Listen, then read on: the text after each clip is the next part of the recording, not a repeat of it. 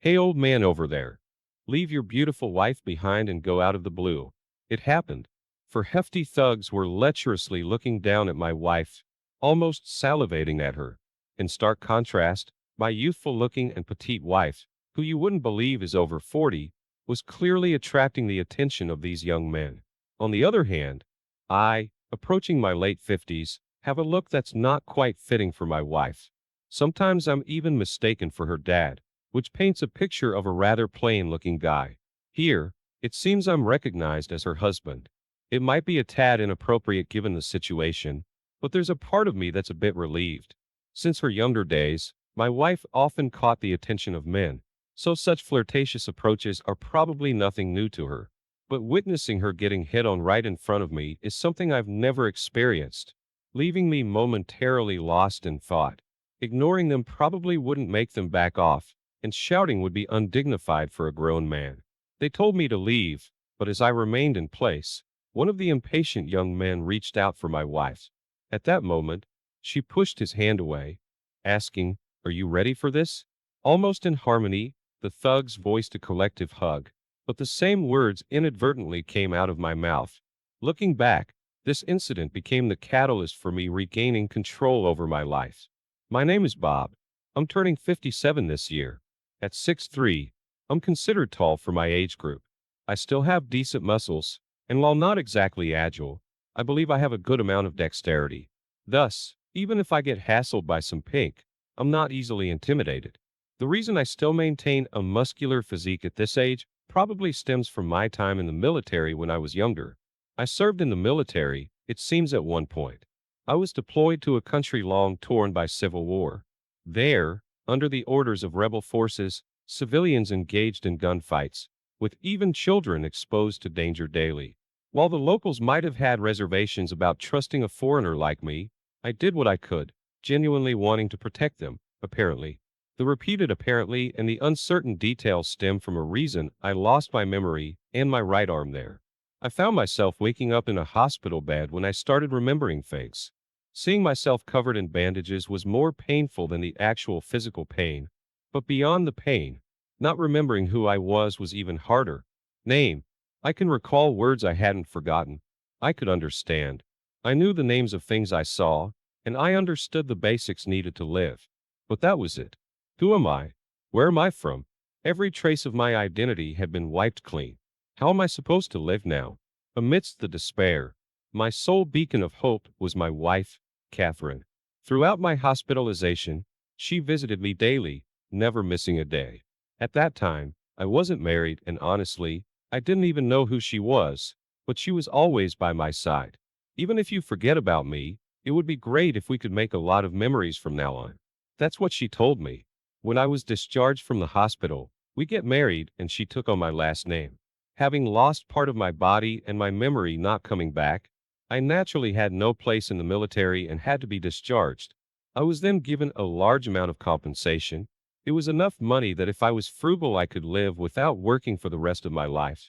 But I didn't want to just do nothing, so I started job hunting. There were limited jobs I could do since I lost my dominant arm and my memory, and I was rejected in several interviews. Eventually, a small cleaning company hired me. I was assigned to places where I could work even with one arm missing, like cleaning offices or schools. I couldn't remember my past, but my life was fulfilling above all. When I got home, my beloved wife Catherine was there. I decided that this is my life now and found happiness in spending the rest of my life with Catherine. At her suggestion, I retired at 55. Fortunately, we had enough savings to live comfortably in retirement, and Catherine also worked. I had planned to keep working as long as I could, but I decided to retire because I didn't want to worry Catherine. However, I didn't really have any hobbies, so once I retired, I had a lot of free time. If I had to pick something close to a hobby, it would be my daily walk. I started going for walks almost every day. It was a beautiful Monday morning that day. As usual, I prepared Catherine's breakfast and saw her off. After doing the laundry and some light cleaning, I left the house around 9 a.m. I guess you could call me a stay-at-home husband, since I mainly take care of the housework. It was a routine to stop by the grocery store on my way back from my morning walk to buy dinner. On my walking route, there's a large housing complex, and in front of it is a large park with no play equipment. My favorite spot was a bench in the corner where I always took a break. The European style design of the park, contrasting with the open space of a typical American park, somehow made it feel cozy. Sitting on the bench, I pulled out a paper bag from my eco-friendly bag and began reading a mystery novel I had been in the middle of. Nice weather, isn't it? Around the same age, or maybe a bit older, I guess. The man approached with a gentle smile and sent such a greeting. Yes, it's a nice day. I'm not particularly bad at socializing, but being a bit of an introvert, I often feel awkward talking to someone I've just met. I awkwardly repeated his greeting, but the man showed no sign of annoyance and pointed at the bench. Mind if I sit here? Oh, right. This is a two-seater bench, but I was sitting right in the middle with my bag next to me, leaving no room for anyone else. I'm sorry, my bad. I quickly moved to the edge of the bench and placed my eco-friendly bag on my lap. No worries, I just wanted to chat with you for a bit, he said as he sat down next to me. Chat with me? That's a first. Catherine enjoys my boring stories, but I can't remember anyone else ever enjoying a conversation with me, especially an older guy like me. Noticing my puzzled look, the man shook his head and tried to clear things up. Sorry for the sudden approach. My name is Jason. Jason? Why do you? Before I could finish, Jason cut me off with a soft smile. You come to this park every day, right? I do too. I think it's great how there's no play equipment here. Don't you agree? I suppose it's more of a plaza than a park since there's no play equipment. But it's named Johnson Park, so I guess it's still a park. I'm not one to beat around the bush. Would you be interested in trying out some supplements? Supplements? I wonder if this man also sells health goods. Did he just happen to decide to pitch to a middle-aged man who seemed to enjoy sports? This is a simple, so I'm giving it to you for free. Please try it if you'd like. Despite his cop tone, Jason forcefully placed the pill in my hand. Well, it's probably fine to take it. If it's a free sample, I could always just toss it without taking it. At first glance, it just looks like any regular medication. Please do take it. I'll be here again, and I'd like to hear your thoughts as I'm dumbfoundedly watching Jason leave briskly from the bench. He suddenly looks back. See you again, Bob. At the same time he called my name. I grimaced from a sudden headache, and I couldn't get Jason's gentle face out of my mind. Wait, did I tell him my name that night? When I told the story to Catherine, she told me to throw away the supplement you should change your walking route to. Seems like a dangerous person. Best to avoid him. Catherine has a point. After all, only someone with a serious lack of judgment would take pills from anyone other than a pharmacy or doctor. Of course I don't intend to take it, but I'd feel bad faking it next time I meet him. I'm not good at lying. I'd probably give myself away. You don't have to meet him. He doesn't know where you live, right? I wonder. He didn't seem to know my name. If he knows my walking route and my last name, he could potentially find where I live. If you run into him by any chance, call the cops. He's definitely a bad guy. I have a bad feeling, though. Catherine isn't a fortune teller and doesn't have any psychic vibes. Her hunches often turn out to be right. I know that even though it is only a hunch in her case, it should never be taken lightly. I took her advice and changed my walking route the next day. I even chose streets I had never walked on before, passing buildings I'd never seen. The novelty of these unfamiliar sights made me realize I had grown bored of my usual walks. Even though I've been living in this town for over 10 years, there's so much I don't know. Watching the stream of cars from an overpass, I felt a sudden push from behind. I desperately grabbed onto the railing with my left arm as I almost fell over. When I looked around, there was no sign of the person who tried to push me crossing the railings and stepping onto the pedestrian overpass. I immediately sat down on the spot, having narrowly escaped death. I remained seated there until the trembling in my legs subsided. I was certain someone was after me a few days after that.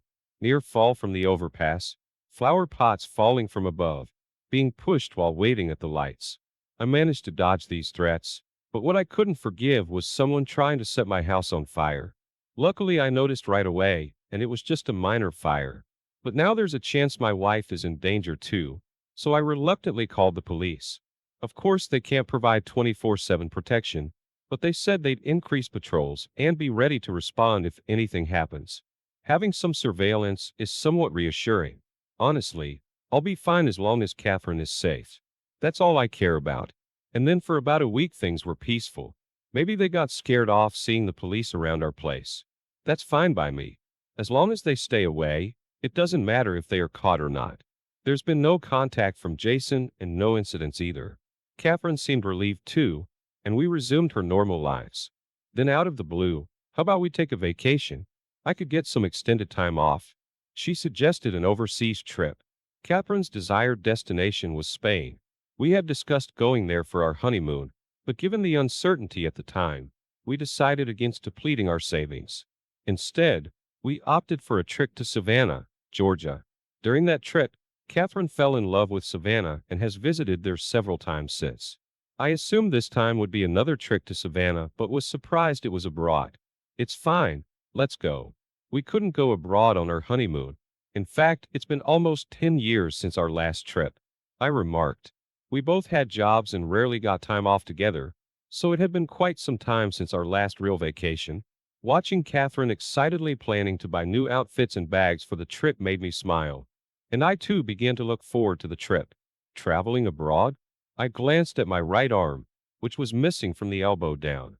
Where had I been deployed? Catherine never liked discussing that period, so I never pressed for details. As such, I don't know where it was or what the conditions were like. There had been ongoing conflict, but I doubted it was Spain. Boarding a plane might bring back memories. Feeling a phantom pain in my missing arm, I brushed aside my negative thoughts. I began searching online for tourist spots in Spain and listing places I wanted to visit the following month. We proceeded with our travel plans as scheduled.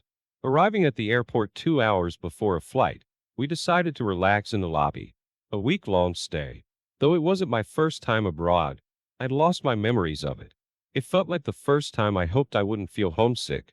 Apparently the flight to Spain would be quite long, not being great at sitting still for long periods. The thought made me dizzy. I'll get us something to drink, I told Catherine, and as we walked, she expressed a desire to explore the airport.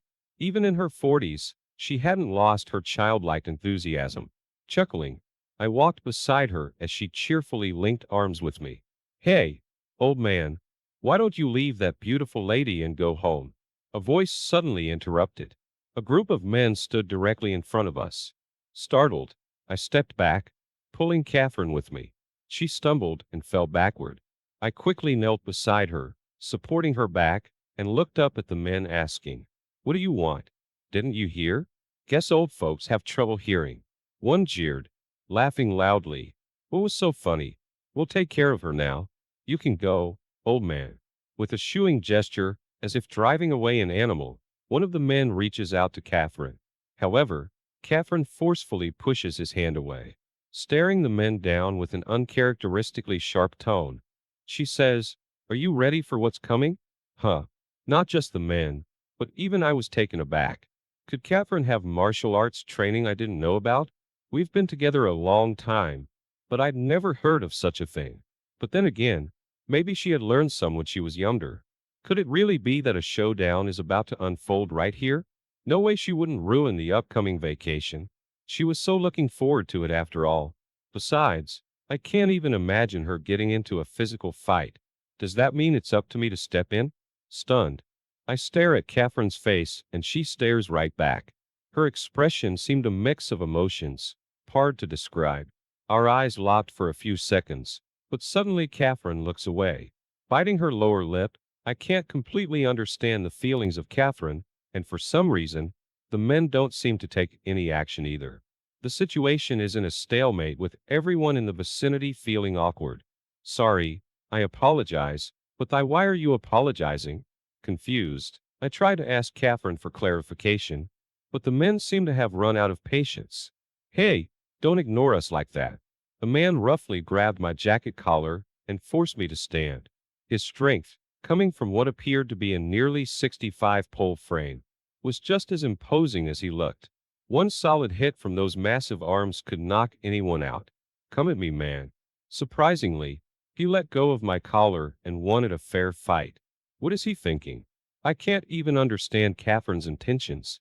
I'm paralyzed with confusion and honestly I don't feel like engaging. I can't imagine coming out of a fight with such a huge guy unscathed. Being close to 60, I know better than anyone how vulnerable my body is to impacts.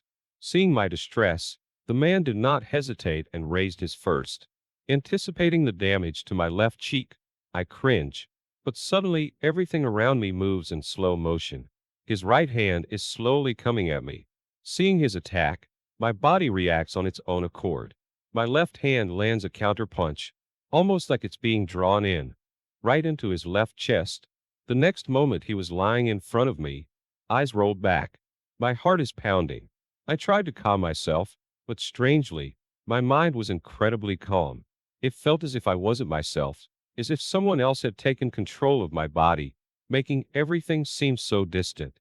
A woman's scream echoed from somewhere. She must have seen me knock the man down. Only then was I able to move again. I called out to the man foaming at the mouth, completely still, but there was no response, no breathing. I tried to feel for a pulse on his wrist and chest, but nothing. I turned white. Hey, come on, breathe. My attempts at CPR, done as best as I remembered, were to no avail. The man didn't budge it, with the other men just standing there in shock. Not knowing what to do, I continued, desperately trying to revive him. Please, please breathe. Excuse me, Jason. The guy who had given me some supplements at the park the other day pushed me aside as tears welled up in my eyes. He pulled out a machine from his bag. Maybe it's an AED or something. He placed it on the man's chest, hit a button, and the man's body jolted. A few seconds later, the man drooling came back to life. Unknock. He spat out saliva, and as if realizing what had happened to him, the man shivered. The men exchanged glances with Jason and left with a nod. Seems like they knew Jason. Still confused and shaken up, Jason smiled at me. Let's have a talk somewhere we can sit down and relax. I canceled the trip. Neither Catherine nor I felt in the mood for a vacation anymore. I later explained the whole situation to the security officers who had arrived. Objectively speaking, I was the aggressor, so it'd be their duty to hand me over to the police. But the man I had hurt didn't press any charges. With Jason testifying on my behalf, confirming it was self-defense, I was let go without any legal complications. While we could have barely made her flight, neither Catherine nor I felt like we could enjoy the trip, so we decided to cancel. Taking Jason, who wanted to chat somewhere peaceful, we headed home. I had planned to meet him at a local cafe, but surprisingly, it was Catherine who suggested we talk at home. It was supposed to be the first time Catherine and Jason met. Given that Catherine seemed to detest Jason for giving me some sketchy pills, I wondered why she'd invite such a man into our home. After all, he had stood up for me during that airport kerfuffle, so maybe this was her way of returning the favor. Once we got to the house, we got straight to the point without any small talk. So, where should we start? Sipping the coffee Catherine had made, Jason shrugged with palms facing up. To be honest, I haven't a clue what's happening to me right now. If it's no trouble, could you first tell me who you are? Jason nodded slowly with his eyes closed. Of course, my profession is a doctor. I've retired from active practice. And as for our connection, Bob, you were once my patient. Patient? Oh, when I was still in the military, I had a severe injury and was out of it for a long time. So I don't remember who my doctor was. Looking down at where my right arm used to be, I begin to say about that time in gratitude, but Jason stops me. No need to thank me. I don't deserve it. What do you mean? Taking a deep breath, Jason slowly exhaled while looking up at the ceiling. What has Catherine told you about your past? How so? My past, my past, my past that I can't even remember. I told Jason everything. I remembered that I used to be a soldier, how I lost my right arm in the line of duty, and how I had no memories of that time. Throughout my explanation, Jason listened intently, a mix of sympathy and pity in his eyes. When I finished, he simply said, I see. Turning to Catherine, he asked, should I tell him the truth? Catherine remained silent, taking her silence as consent. Jason began to reveal the truth to me, urging me to stay calm throughout. Bob, first off, you weren't a regular soldier? You were part of a special OPS team. Wait, hold on. So you're saying I wasn't in the military but in this special ops team? Then has Catherine been lying to me? Honestly, the details about my past, whether I was a soldier or part of some elite squad didn't matter to me. But finding out Catherine might have lied was a shock. Catherine's silence seemed to confirm Jason's words. Please come down. I'm sure Catherine had her reasons for not telling you the whole truth. She wouldn't lie out of malice, right? Catherine remained silent, her face unreadable. While you might not immediately understand or accept this, let me continue. You were part of a team sent on a mission to quell a civil war in a certain country. As for who exactly commissioned this mission, only the top brass knew. So even I don't know the specifics. Anyway, you went to that country, and thanks to your efforts, the war ended. I was probably being praised, but the shock of Catherine's possible deception had me feeling like I was listening to someone else's heroic tale. I tried to stay engaged, but what Jason said next left me stunned. You were extraordinary. After all, you alone took the lives of 96 people. I must have looked ridiculous with my mouth hanging open. Perhaps Catherine was crying at seeing my reaction, but I couldn't tell. Of course, given the circumstances, you can't be compared to some random criminals. It's probably more accurate to say the past year. In any case, you neutralized enemy forces with overwhelming power. But at the same time, questions arose. Questions, Jess. Is there value in peace that comes at the cost of other people's lives?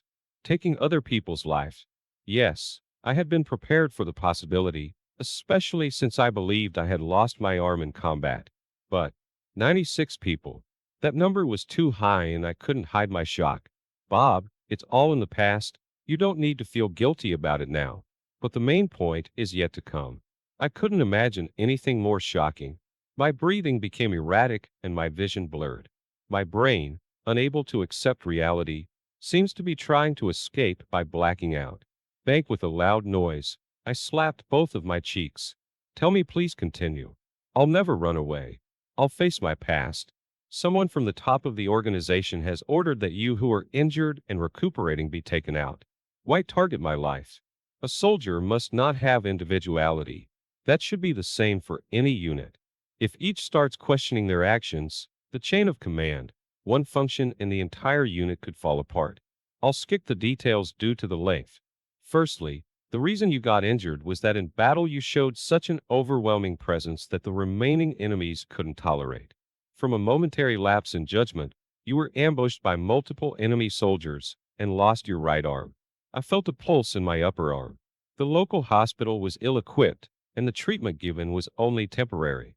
Had you been just an incompetent grunt, you'd probably have been left to die. But the organization wouldn't abandon you. Their hero, unconscious. You were immediately transported to the U.S. That's when I met Jason. I underwent a surgery, and although my severed right arm wasn't restored, I managed to survive, it seems. Had I already lost my memory by that time? It's a natural assumption. Due to severe physical injury, my brain must have received a significant shock and caused memory loss. Makes sense. No, you still had your memories because the one who stole them was none other than me. War, Jason. Why? Jason, rubbing his forehead and with hesitation, said, I had no choice. You seem to have headed to close friends about leaving the unit, and a man who heard of this reported it to the higher-ups. I don't know the details of how the decision was made to deal with you, but they probably considered you a potential risk just for hinting about leaving the unit. Given it was a secret unit, they probably had various secrets, and there might have been concerns about a leak, but there was someone who opposed your removal. He was your superior, citing your achievements and character. He begged for your life. Of course he was turned down, but he persisted. In the end, at the cost of his own life, he saved yours. So you're saying he died in my place? Jason looked genuinely regretful and nodded deeply. That man was. Jason's gaze shifted to Catherine's father. Without thinking, I stood up from my chair. A mug fell over, spilling coffee, but no one seemed to care. Catherine, it was mind-blowing the thought that my beloved wife's father died because of me, given his sacrifice. You were saved, but it wasn't as simple as letting you go free. They asked me to erase your memory, but erasing memories isn't as easy as it sounds. After trying various methods, I finally got a drug that could induce amnesia. It's obviously illegal though, so I was made to drink that and lost my memories. Physically, you recovered well? Regarding memories, it might sound insensitive to say smoothly, but we managed to erase them without issues. And once you were fit to be discharged, you were united with Catherine, the daughter of your former boss, and led a happy life. Jason,